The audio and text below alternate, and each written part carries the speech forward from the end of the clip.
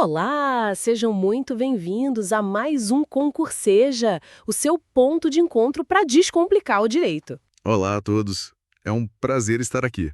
Hoje a gente vai mergulhar assim de cabeça em dois conceitos que são, olha, a espinha dorsal do direito civil brasileiro, né? Com certeza. Personalidade e capacidade civil. Parece básico, mas tem muito detalhe importante aí. Exatamente. São eles que definem quem pode ter direitos, quem pode ter deveres e, talvez o mais crucial, quem pode exercer esses direitos e deveres por conta própria, né? Isso. Entender isso é entender como as pessoas e as empresas participam da vida jurídica. É a base para contratos, para família, para tudo.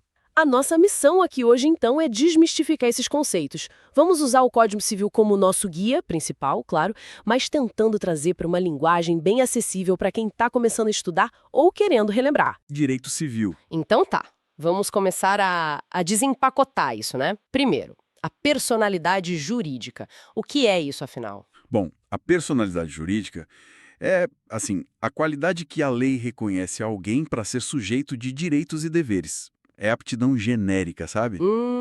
Tipo a permissão para entrar no jogo do direito. Exatamente. É a condição para ser um jogador. O Código Civil, logo no artigo 1º, já manda a real. Toda pessoa é capaz de direitos e deveres na ordem civil.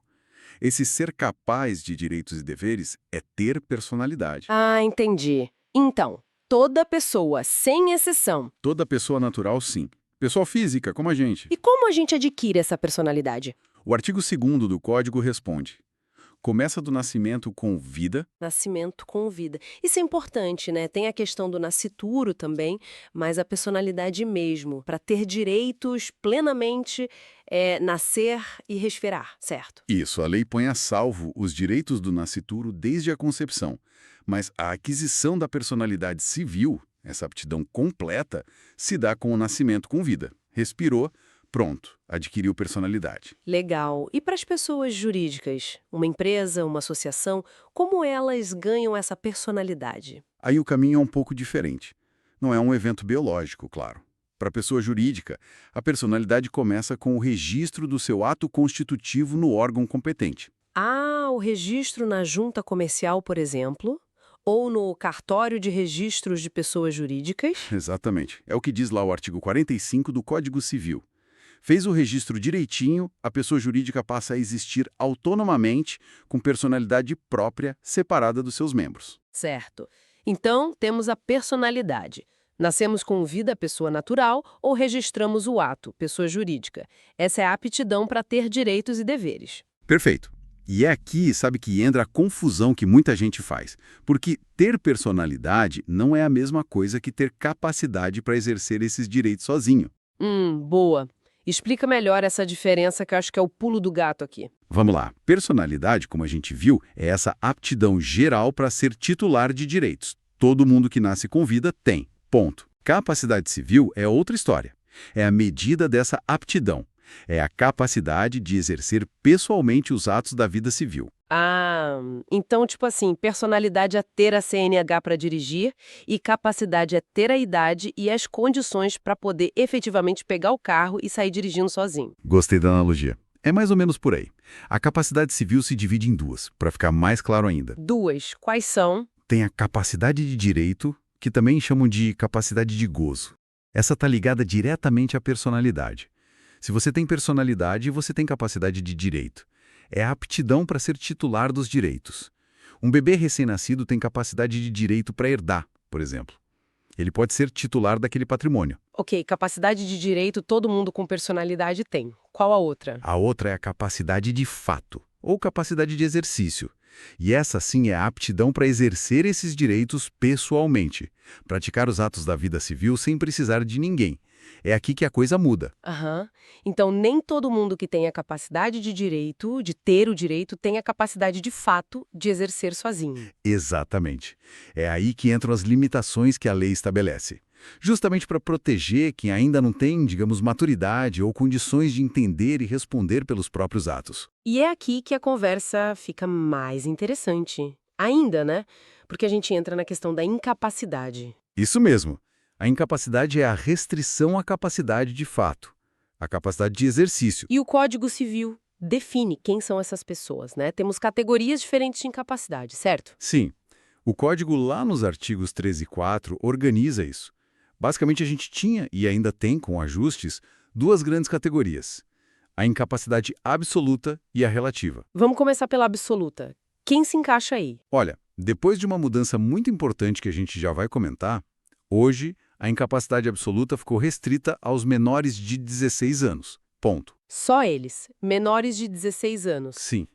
Apenas os menores de 16 anos são considerados absolutamente incapazes de exercer pessoalmente os atos da vida civil. E qual a consequência disso? O que acontece se um menor de 16 anos, sei lá, assina um contrato sozinho? A consequência é drástica. O ato é considerado nulo. Nulo de pleno direito. É como se ele nunca tivesse existido perante a lei. A nulidade reflete essa presunção legal de que falta totalmente o discernimento necessário para aquele ato. Entendi. Nulo, não produz efeito nenhum. E a incapacidade relativa? Quem está nesse grupo? No grupo dos relativamente incapazes, a gente tem algumas situações. Primeiro, os maiores de 16 e menores de 18 anos. Eles já têm algum discernimento, mas não o suficiente para agir totalmente sozinhos em todos os atos. Certo. Adolescentes entre 16 e 18. Quem mais? Aí entram outras hipóteses listadas no artigo 4º: os ébrios habituais e os viciados em tóxicos. Pessoas com dependência química, né? Isso. Também aqueles que, por causa transitória ou permanente, não puderem exprimir sua vontade. Aqui é uma categoria mais aberta, pode abranger diversas situações médicas ou psicológicas. E, por fim, os pródigos. Pródigos. O que seria isso? Pródigos são aquelas pessoas que gastam seu dinheiro e bens de forma descontrolada, compulsiva, sabe? Colocando em risco o próprio patrimônio e, às vezes, o sustento da família. Eles precisam de uma interdição específica para atos que envolvam o patrimônio. Entendi. Então, para esses relativamente incapazes, maiores de 16 e menores de 18, ébrios, viciados, quem não pode exprimir a vontade e pródigos, qual a consequência se eles praticarem um ato sozinhos, sem a devida ajuda? É nulo também? Não, aí a consequência é diferente. O ato não é nulo, mas sim anulável. Anulável. Qual a diferença prática? A diferença é grande. Um ato nulo não produz efeito nenhum e pode ser declarado a qualquer tempo. Já o ato anulável, ele produz efeitos até que alguém legitimado, o próprio incapaz quando cessar a incapacidade, seus representantes, herdeiros, peça a sua anulação dentro de um prazo legal. Se ninguém reclamar no prazo, o ato acaba sendo validado. Ah, então a proteção é um pouco menos intensa, digamos assim. Reconhece que existe algum discernimento ali, mas ainda precisa de um complemento. Exatamente. A anulabilidade permite essa flexibilidade. É uma proteção, mas que pode ser confirmada ou desfeita depois. E você mencionou uma mudança importante. Assim, fundamental. Não dá para falar de capacidade hoje sem falar do Estatuto da Pessoa com Deficiência, a Lei nº 13.146, de 2015. Essa lei foi uma revolução. Revolução em que sentido? Ela alterou vários artigos do Código Civil, inclusive o artigo 3º, que tratava da incapacidade absoluta. Antes do Estatuto, pessoas com deficiência mental ou intelectual sem discernimento eram consideradas absolutamente incapazes. O Estatuto mudou isso radicalmente. Como assim? Ele estabeleceu que a deficiência, por si só, não afeta a plena capacidade civil da pessoa. Ou seja, ter uma deficiência não significa ser incapaz para os atos da vida civil. A regra passou a ser a capacidade plena para todos. Nossa, isso é uma mudança de paradigma enorme. Total. O foco passou a ser a inclusão, a autonomia. A ideia é que a pessoa com deficiência tem o direito de tomar suas próprias decisões. Qualquer restrição à capacidade, como a interdição que leva à curatela, passou a ser medida excepcionalíssima. Curatela? O que é isso? A curatela é um instrumento de proteção, onde o juiz nomeia um curador para auxiliar a pessoa que, mesmo com o apoio da lei, não consegue exprimir sua vontade em certas situações, principalmente patrimoniais. Mas veja bem, depois do Estatuto, a curatela só pode afetar atos de natureza patrimonial e negocial e deve ser proporcional às necessidades e circunstâncias de cada caso. Não é mais uma interdição geral para tudo. E existe até um mecanismo novo, a tomada de decisão apoiada, que é menos invasivo ainda. Entendi. Então, a lei agora presume a capacidade da pessoa com deficiência e só restringe em último caso, de forma bem específica. Isso valoriza muito a autonomia, né? Muito. Foi um avanço civilizatório importantíssimo, alinhado com tratados internacionais de direitos humanos. A mensagem é clara: deficiência não é sinônimo de incapacidade jurídica. Perfeito. Então, voltando aos incapazes, como eles efetivamente participam da vida jurídica, já que não podem exercer os atos sozinhos? Como eles compram, vendem, contratam? Através de dois mecanismos principais: a representação e a assistência. Representação e assistência. Qual a diferença? A representação é para os absolutamente incapazes, ou seja, hoje, os menores de 16 anos. O representante age em nome do incapaz. Ele pratica o ato pelo representado. O exemplo clássico são os pais representando o filho pequeno. A vontade que vale é a do representante, dentro dos limites legais, claro. Ok. E a assistência? A assistência é para os relativamente incapazes, como o adolescente entre 16 e 18 anos ou o pródigo nos atos patrimoniais. Aqui, o assistente não age pelo incapaz, mas junto com o incapaz. O relativamente incapaz manifesta a sua vontade, mas essa vontade precisa ser complementada, validada pela participação do assistente. Ah, tipo, o adolescente de 17 anos quer fazer um contrato. Ele assina, mas o pai ou a mãe ou assistente tem que assinar junto para dar validade. Exatamente isso. A vontade do incapaz é considerada, mas precisa desse reforço do assistente. Se o ato for feito só pelo relativamente incapaz, é anulável. Se for feito só pelo assistente, também pode ser inválido. Precisa da atuação conjunta. Entendi a dinâmica. Representação para os menores de 16, ato do representante, e a assistência para os maiores de 16 e outros, ato conjunto. Perfeito. São as formas de suprir a incapacidade de exercício. Mas e se um menor de 18 anos já tiver, sei lá, uma maturidade acima da média? Já trabalha, se sustenta, ele precisa esperar até os 18 para ter capacidade plena? Não necessariamente. A lei prevê uma saída para isso: a emancipação. Emancipação, já ouvi falar. Como funciona? Antecipação da capacidade civil plena para um menor de 18 anos. Ele deixa de ser incapaz e passa a poder exercer todos os atos da vida civil sozinho, como se já fosse maior de idade. Interessante. E como se consegue essa emancipação? Existem algumas formas.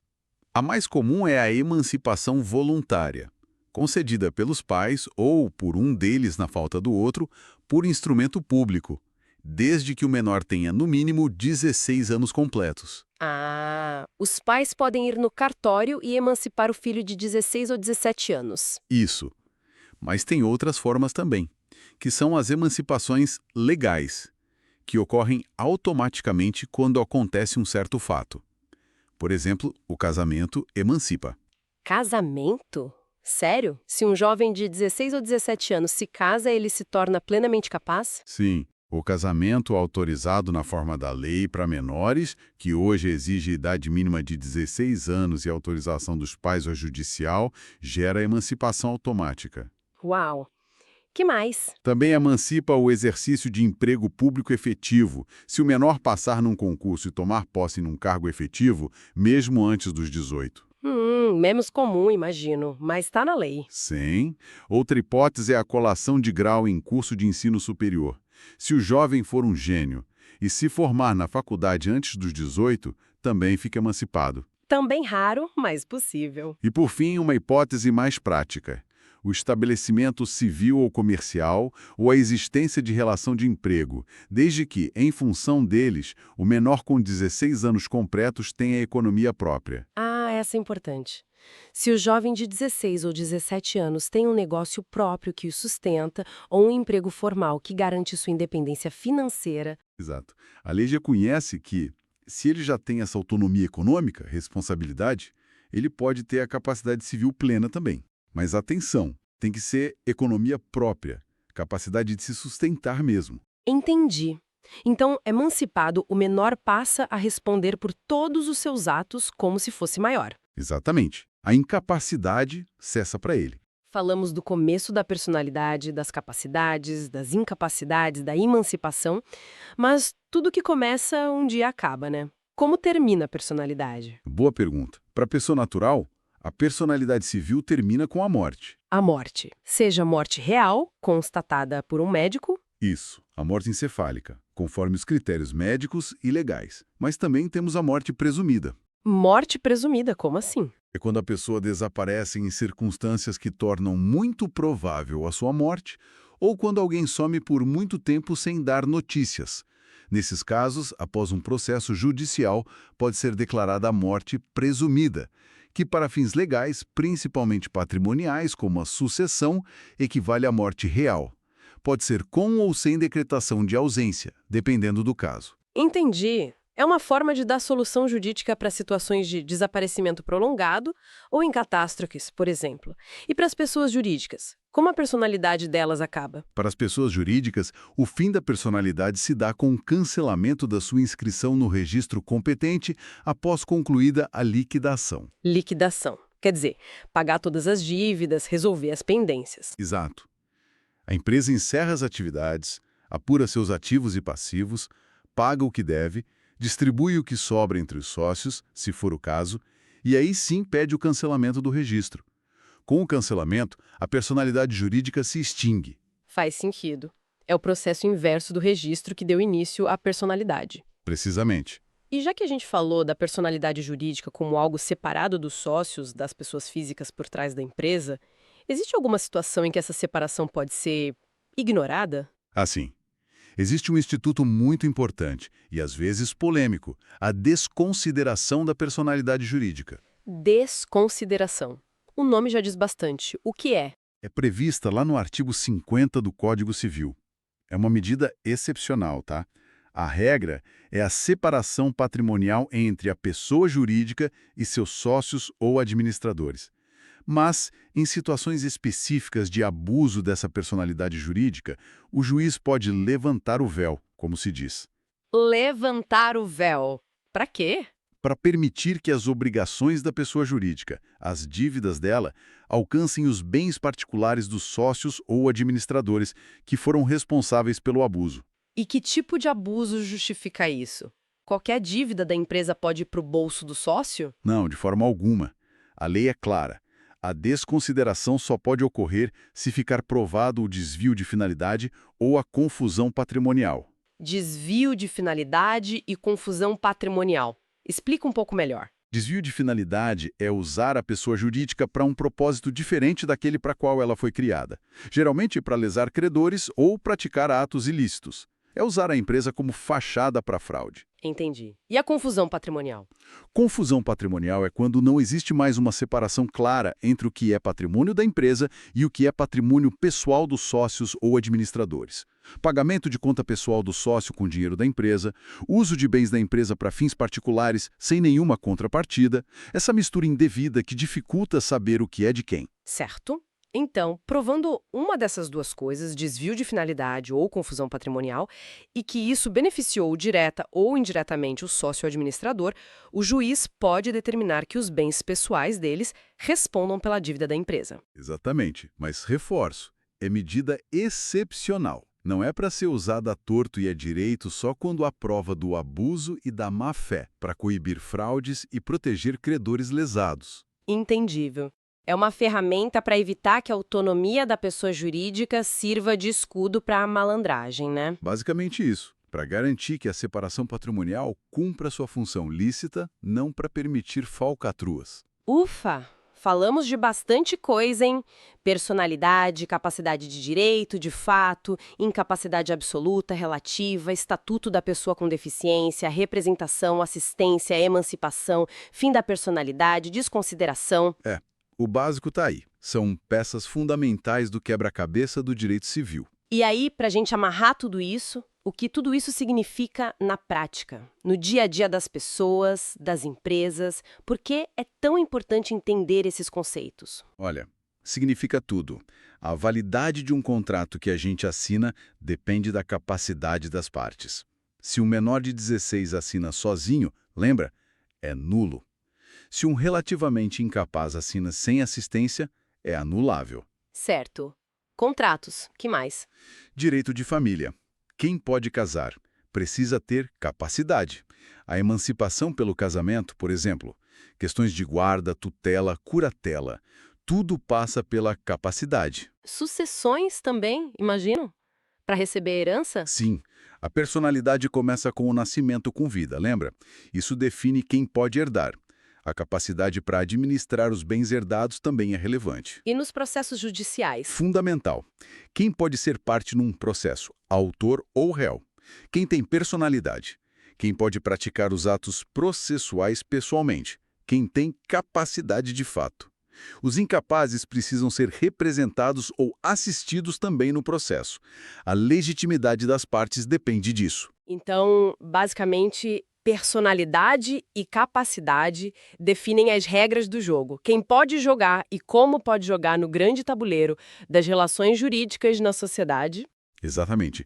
Define a forma como a gente participa validamente da vida civil, como nossos atos produzem efeitos jurídicos ou não. É a base para a segurança jurídica das relações. Muito claro. Acho que conseguimos desmistificar bastante coisa hoje. Espero que sim. São conceitos que acompanham a gente em todas as áreas do direito, de uma forma ou de outra. E para a gente finalizar, queria te provocar com uma reflexão. Você mencionou muito bem a evolução trazida pelo Estatuto da Pessoa com Deficiência, né? Essa busca por mais autonomia. Sim, marco importantíssimo. Pensando nessa e em outras mudanças que a sociedade vive, com tecnologia, novas formas de relacionamento, como você acha que o direito civil pode continuar evoluindo para equilibrar ainda melhor essa balança? De um lado, a proteção necessária para os vulneráveis e do outro, a garantia da autonomia individual de cada um para tomar suas próprias decisões. Excelente pergunta para a gente pensar. Olha, eu vejo que o caminho é continuar nesse movimento de personalização das soluções. Sair de categorias muito rígidas de incapacidade e buscar entender as necessidades e potencialidades de cada indivíduo. O Estatuto foi um passo gigante nessa direção ao focar na pessoa e não na deficiência. Personalização. Talvez aprimorar ainda mais os mecanismos de apoio à decisão, como a tomada de decisão apoiada, para que a intervenção seja sempre a mínima necessária. E talvez repensar algumas presunções legais à luz das novas realidades, sempre buscando o ponto ótimo entre proteger sem infantilizar e promover a autonomia sem desamparar. É um desafio constante, né? A sociedade muda e o direito precisa acompanhar, buscando sempre essa justiça no caso concreto. Fica aí a reflexão para os nossos ouvintes também. Ótima reflexão final. Com certeza dá muito pano para manga. Bom, chegamos ao fim do nosso papo de hoje aqui no Concurseja. Espero que tenha sido proveitoso para todo mundo que está aí na batalha dos estudos. Foi um prazer participar e discutir temas tão relevantes. Quero agradecer demais a sua presença, suas explicações foram ótimas, super claras. E eu que agradeço o convite.